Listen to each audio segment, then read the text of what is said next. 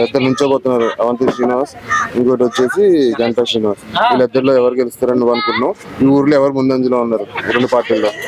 పేకాట ఆడుతావు, ఎవడు గెలిస్తామనే సంగతి ఎవడు తెలియదు.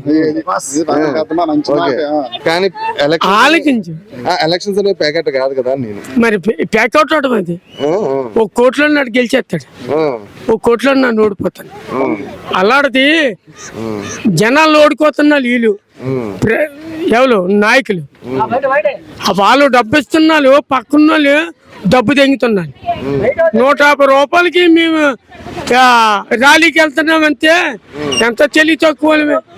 ఇచ్చేది వాల్తేరులోని 700. చెప్పండి. వాళ్ళకి 700 అయితే మాకు 150 అయితే మరి ఈ పక్కన మమ్మల్ని ఓడుకున్నాడుకే కదా. అలాంటిది మమ్మల్ని